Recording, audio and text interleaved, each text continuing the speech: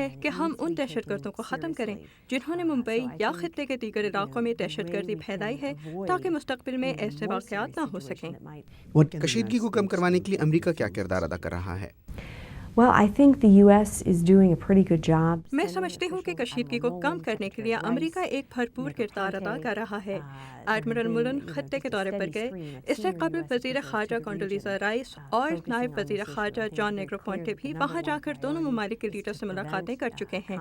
اس وقت امریکہ کی اولین ترجیح پاکستان اور بھارت کو ملٹری تنازع سے دور رکھنا ہے، اور اس سلسلے میں ہم ایک پل کا کردار ادا کر رہے ہیں، کیونکہ حالیہ دنوں کی صورتحال سے یہ بات واضح ہو چکی ہے کہ دونوں ممالک ایک دوسرے سے مؤثر طور پر بات چیت نہیں کر رہے ہیں، اور امریکہ کی یہ کوشش ہے کہ وہ بھارت اور پاکستان کی بات ایک دوسرے تک پہنچائے۔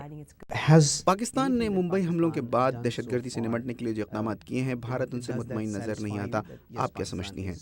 I think it was very encouraging. یہ بات یقیناً خوش آئند ہے کہ پاکستان نے لشکر طیبہ کے خلاف کارروائیاں کی ہیں اور ان کے بہت سے لیڈرز کو گرفتار کیا ہے، جن میں وہ لوگ بھی شامل ہیں جن کے بارے میں ممبئی کے حملوں میں ملوث ہونے کا شبہ ہے۔ بھارت میں گرفتار کیے جانے والے ایک دہشت گرد تک اب امریکہ کو بھی رسائی ہے، اور امریکہ کو جو بھی معلومات حاصل ہوگی ان کی بنیاد پر پاکستان سے تعاون کیا جائے گا۔ پاکستان کے اب تک کے اقدامات یقیناً قابل تعریف ہیں اور انہیں جاری رہنا چاہیے۔ ایک طرف تو یہ کہا جاتا ہے کہ یہ دہشت گردی کے خلاف عالمی جنگ ہے، لیکن اسے لڑنے کے لیے مزید اقدامات کا مطالبہ محض پاکستان سے ہی کیا جاتا ہے۔ کیا مزید اقدامات کرنا صرف پاکستان کی ہی ذمہ داری ہے؟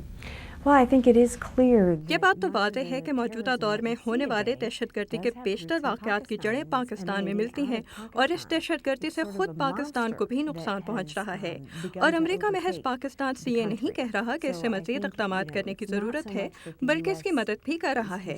ہمیں یہ نہیں بھولنا چاہیے کہ دہشت گردی کے خلاف جنگ پاکستان کی اپنی ہی جنگ ہے، اور اسے دہشت گردی کے خلاف عالمی جنگ کہنے سے پاکستان میں بہت سے حلقے یہ تاثر دینے کی کوشش کرتے ہیں جیسے یہ غیروں کی جنگ ہے جو پاکستانیوں پر مسلط کر دی گئی ہے، لیکن ایسا نہیں ہے، کیونکہ یہ پاکستانی معاشرے کو طالبانائزیشن سے بچانے کی جنگ ہے جو خود پاکستانیوں کو لڑنی ہے، اور ان گروپس کو شکست دینی ہے جو ان کے ملک کو نقصان پہنچا رہے ہیں۔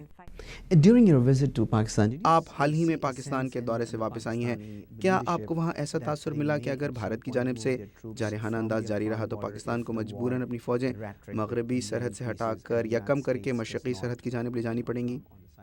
I don't think we have seen any signs. ہمیں ایسا تاثر نہیں ملا کہ پاکستان اپنی افواج کو مغربی سرحد سے ہٹا کر مشرقی سرحد کی جانب بھیج رہا ہے۔